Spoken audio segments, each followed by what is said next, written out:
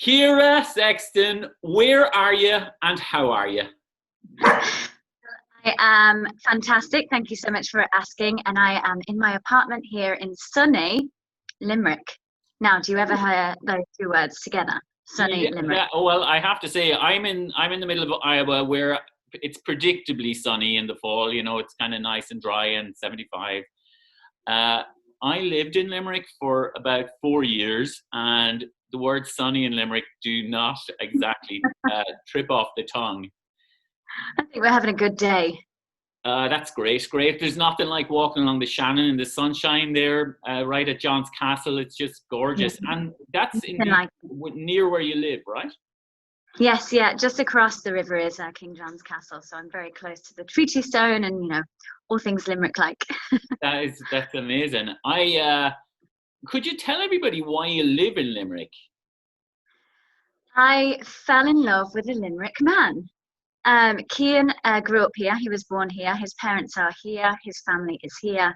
And we met, and I was in the middle of my touring career. So I hadn't set any roots. Cian is settled. He owns the music shop Future Sound and Vision on William Street. Check it out.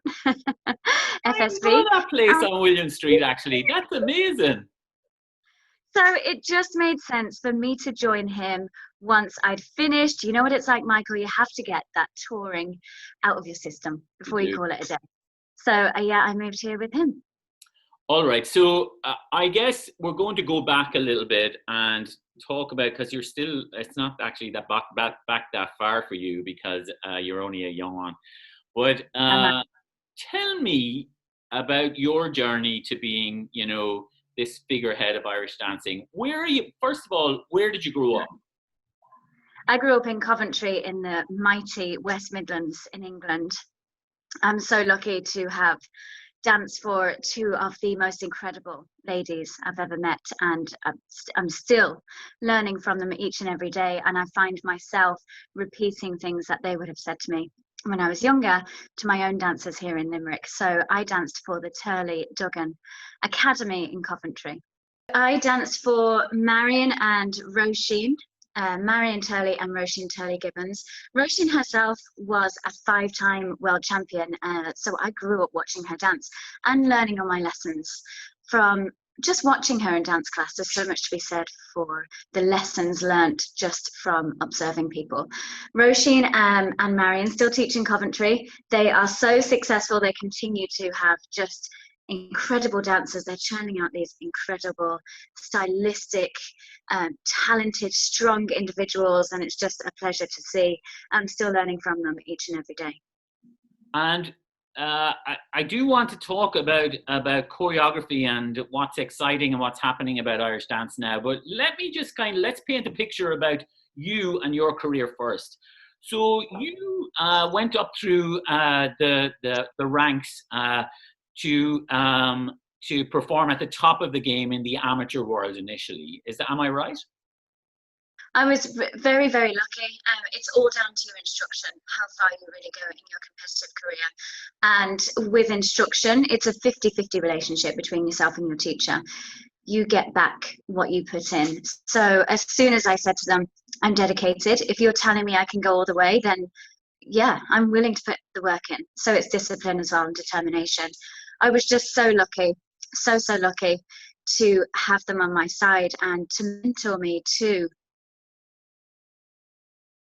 which is winning the World Championships. So I'm very thankful for them and their time. Fantastic. Now, as you were doing these and winning these, big awards, did you kind of have your eyes firmly set on being a professional dancer and touring with a show like Riverdance? I did. So I had many doubts. First of all, I didn't really know anything about it. One person from our dancing school had ever been in a show, and that was Colin Dunn. So trying to follow, you can see why I was put off. How do you follow that? So I thought, oh my goodness, that everyone wants to make a mark. You want to be successful in all you do. You want to work hard at all you do. But really, Colin was the only person from our dancing school to go into a show. So I was, put off, but I did feel I had something to give to the industry in terms of just enthusiasm. I just knew that if I'd gotten into a show, and it's very hard just to get a place in a production, I knew I'd get there and work my socks off, and something might come of that. Years of touring, that was my goal, just to stay employed, just to keep a job, and wonderful life experiences to go on through that. So I joined Lord of the Dance. I kind of went in the opposite direction of Colin, who went to Riverdance. Obviously, the famous story, took over when. Don't mind my dogs. Apologize to everybody. We're all good. Keep going. So yeah, I went to Lord of the Dance. I did apply for Riverdance, and they told me I'd need to audition. I wasn't prepared to wait. I applied to Riverdance and Lord of the Dance on the same day, and Lord phoned me and said, "We'll take you straight away." It's just the luck of the draw. I don't know how. I had no experience. I really hammed up the old CV with thin air, and just so lucky to get in. You do what you have to do. So how long did you spend in Lord then? I was in Lord of the Dance for 5 years, and I was in Riverdance for 5 years. So a good old portion of each. Wow, you, boy, 10 years on the road. I do not know how you're still sane, but that's an incredible. Now, like, I think the first time I saw you and I took notice is that I'm trying to remember. I saw a video of you dancing the lead somewhere in Riverdance, and I remember being super excited. Then that's all very well. I know very little about Irish dance, I guess, in the grand. So kind. However, I'm pretty obsessed with the art form, and from touring myself with the show and seeing the best of the best, I know what's good. Like, I can see a good pair of feet and realize what's going on. And I remember seeing you and thinking that you reminded me of one other dancer, and that was Eileen Martin. Oh, how wonderful. That's such a compliment. Thank you. She's obviously just so incredible. And one thing that I also realized is that you are also as fashionable as Eileen Martin. So whenever I see the two of you, you always remind me of each other, because you bring the glam into Irish dancing, like big time. You're so kind. You're so kind. I think we just spend most of our lives wearing tracksuits at any opportunity to not wear. I remember we go to all these fancy parties, when we were doing Broadway, and like I remember opening night in Cipriani's, and like everyone would be wearing the gear, but then Eileen Martin would walk in, and like everyone was like, "Okay, I give up. I'm putting on my." That's so marvelous. Yeah, I can see that. I know Eileen Martin is wonderful. Yeah, everything you're saying is true. But I also think there's something about you that is it's innovative in that it's not only your athleticism, but you bring an art, a style that is kind of, for want of a better phrase, it's high end into Irish dance. So, and I saw that when you moved into John and Moya's new show. Can you tell us how that evolved from Riverdance? I went to John and Moya's new show first before I went to Riverdance. So sorry if you can hear that barking dog in the background. He's not mine, but right. I do love him dearly. I met John McColgan whilst I was working with Shane McAvinci and Paula Golding. Oh. So we're all connected, It was a chance meeting, and he said, "I've had my eye on you in terms of career-wise." And he said, "What are you doing now?" "I'm working on something new." I mean, when a giant in the industry says that to you, every plan that you have, out the window. And I just signed up. I didn't know what I was signing up for. I was there. I was here for it. I wanted to know more. And it evolved from there. We started working on Heartbeat of Home in 2012. the creative team had been in the office for a year and a half before that. So I jumped I on was board. actually just And talking to so Brian Byrne yesterday. he's so talented. For you, anyone who doesn't know, Brian is the amazing, incredible composer of Heartbeat of Home. So, I mean, that to walk into that room where you had like the top dancers in the world with the top creative team in the world, that must have been a very, very exciting time. It was really daunting. I was 25. I'd only been in one show. I just didn't believe that I had any sort of business being there. I didn't have too many strings to my bow. And I feel like everyone felt that walking in to that room on the first day. Lots of dancers from all over the world. Lots of people didn't speak English. We were trying to communicate through new and different ways, through dance. We were trying to convey a message, but all together. How exciting. It was a daunting time, but it was the most rewarding time of my life. I remember, I actually, I've seen pretty much everything, but I have not seen Heartbeat of Home because I wasn't in the country when it was happening, and I'm obsessed with it, and that I just haven't seen it, and that's the reason I'm probably obsessed with it. I remember the first time being really excited, speaking of Colin Dunn, seeing Dancing in Dangerous Ground in London and being just blown away by his choreography at the time. And I remember seeing just snippets of Heartbeat of Home and feeling the very same. Seeing that choreography was really something special, and it was a very exciting. That's all down to John Carey and his mind goes a mile a minute. I mean, so does his mouth, so does his choreography. It was crazy. Wow. Absolutely crazy, but just really rewarding. And yeah, every single person in that original cast, I'm not with that show anymore. I don't tour too much anymore, especially this year for obvious reasons. But every person in that original cast of Heartbeat, just now we speak with such fondness of our time together because we knew we were making something special. Yeah. Well, hopefully American audiences will get to see that show eventually. I think a lot of things have gotten in the way over the past couple of years with that, but I think it will happen. Absolutely. We did go to Boston. We went to Chicago. We're in Detroit. Yeah. And we did 6 weeks in Toronto. But you know what it's like when a production is getting off the ground and you're chopping and changing, and inevitably, yeah, I know. Inevitably, injuries did happen. Things were there one day, not there the next. Costumes are being changed. That's the most exciting time, but as you know, it's also the most exhausting time. Yeah. So they were chopping and changing, preparing things. New numbers were being written. Everybody was just working 24/7 to make sure that even though it might not be the same show tonight as it was last night, the audience had no idea. No. Because we're preparing a product for a global audience. The same as they spent all that time, changing, refining Riverdance to what it is we see today. Yeah. Well, let's talk about that, and let's talk about how you're transitioning to this different career. I actually had no idea about your job in Limerick. Maybe if you just tell us about that and how that happened. I was invited initially.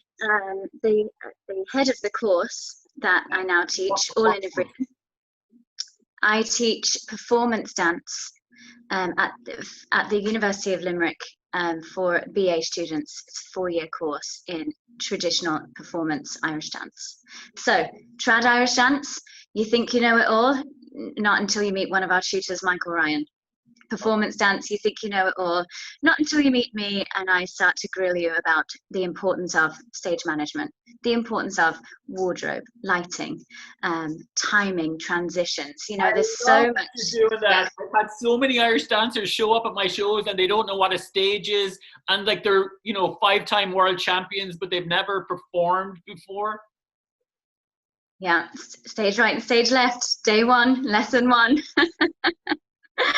From which point of view, audience or dancer, it's wonderful. It's a wonderful course to take if you have you know, any interest in taking your competitive career further and delving into performance, in enhancing your knowledge of our wonderful art form.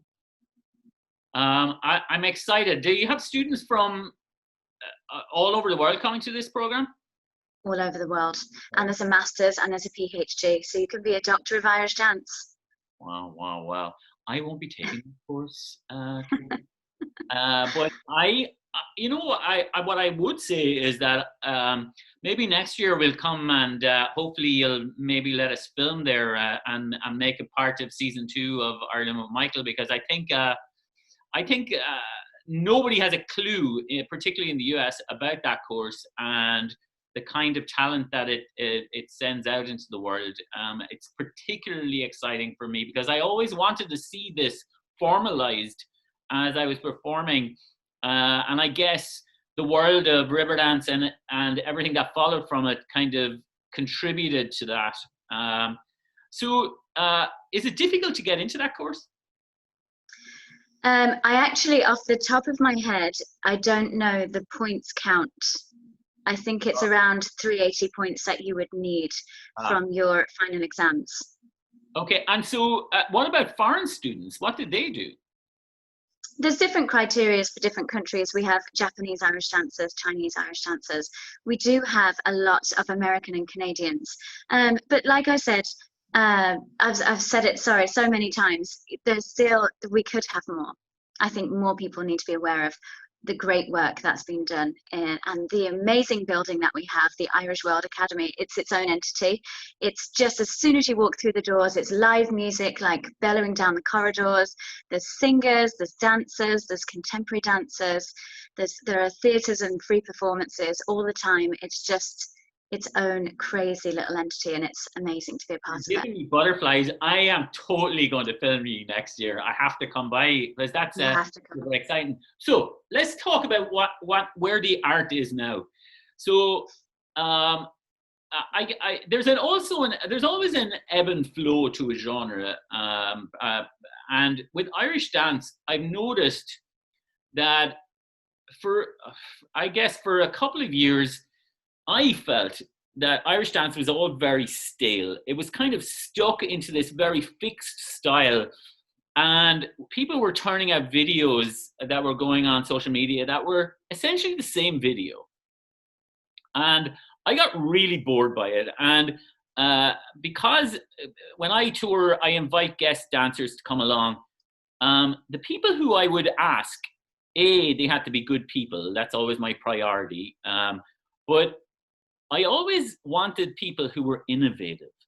And while I love seeing and indeed encourage every person who comes to any of my concerts to present a set dance or something that's traditional, I want to see some innovation as well. But I think something's happened in the past maybe year or two where I'm starting to notice videos of choreography that is kind of make me go, oh, hang on a second.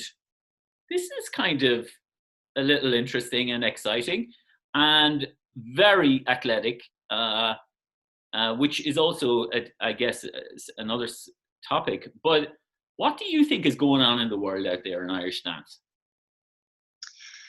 I feel that with the rise in popularity of social media, we do have that platform to express ourselves a little bit more. Performance Irish dance, like Irish dance as a profession, as a job, is still in its infancy. Riverdance is 25 years old. So the birth of that professional dancer, I know people toured with the Chieftains, with Cherish the Ladies, I understand, before that.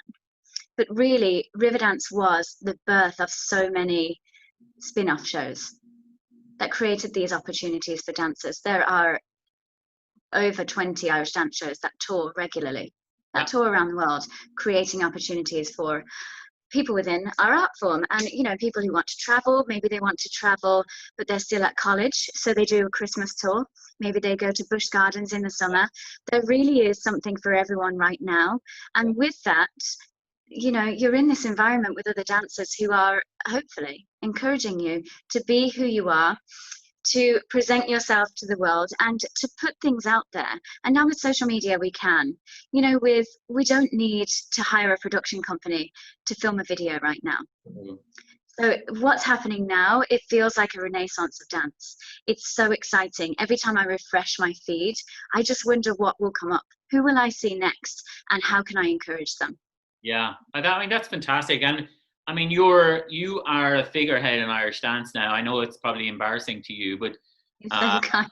yeah, but it's the truth. And for a lot of reasons, I think being so eloquent and presenting yourself the way you do as a professional is something that people aspire to.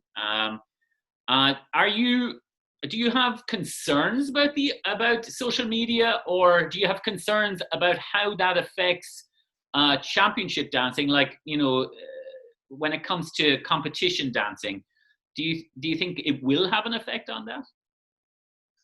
I don't believe it does, but you know, everyone has a different opinion. I don't believe it affects competitive dancing. If you want to upload a video of yourself, you have every right to, because you are so talented, you are so strong. What dancers are doing right now is so athletic and just so admirable. The only negative effects that I feel with social media came about a couple of weeks ago when I had a chat with one of the most talented dancers I've ever met, Owen Lubers. He explained how at one point, we love the same people. I mean, he's a wonderful human being, and he's so inspiring, and he's quirky, and, you know, he's not afraid to be who he is. A true art. And I always use this phrase, unapologetically you. And when someone is unapologetically themselves, I just tend to stick with them, and I'm rooting for them, and I'm just, you know, you go, you do whatever you can do, and you do it with pride. He did speak about a social media platform called TikTok. Oh, yeah. And how he fell under this sort of pressure of creating content and then worrying about people looking at that content and liking it.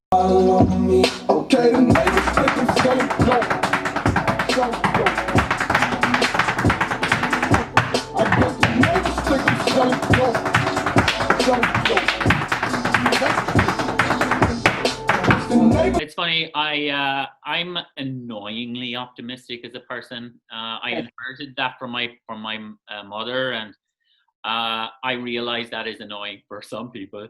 But you know, I hit it. It wasn't. It was actually more recently than August. It was probably mid-September, and it was, in truth, it was for about a week. Mm-hmm. I actually too was offered a course in meditation, but that is not for me. I took to pounding the roads. So I run. I put on the worst hip hop, and that I would never listen to in real life, and I take it out on the roads, and I run every evening. I guess we all have to. We do what we need to do to get past it. I bounce back, and I think as artists in general, I think artists are optimistic people. We want to see a light in the future, and quite often we create the lights ourselves. Of course we do. And I think the more of a creator you are, the more innovative you are, the more active you are in transforming your future, the sooner that future is going to transform. When I get a chance to talk to younger people, to younger singers and performers in musical theatre, that is my message, whether we're working or not. You know, be that person who shows up on time, be that person who comes up with the ideas. I love when Irish dancers or performers call me with an idea. A lot of the times it's completely devoid of reality, but I thrive from those ideas. And, absolutely. And they're the people. The people with those ideas are the people who are going to have their own successful shows. Mm-hmm. And all you can do at that time is say, how can I help? Yeah. Which is, it's a wonderful position to be in, just to try and give any sort of help or guidance or support. And that's how we do thrive. Yeah. Speaking of, Owen Lubers is one of those people. Oh, he's an ideas man. Absolutely. You will always be successful in life because of that. Yes, of course. Yeah. You can see it from an early age. You know that they're going to succeed in whatever they choose to do. And I feel like Owen won't choose one thing to do. Right. I believe he went down many paths because he's that talented. Yeah, he's writing songs now. I was like, do you want my gig as well? Oh. Anyway, Triple threat. listen, you're a joy to me. You're an inspiration to me, Ciara. I keep an eye on what you do because you'll always be in the center of it, and there's a reason for that. And so I wish you all the best in getting another few days of sunshine in Limerick, getting back to school in Limerick, and long may your career inspire other people. And I'll see you soon. Hopefully our paths will cross. I'm coming to Limerick to shoot you next year, okay? Fingers crossed it all works out. And thank you so much for having me.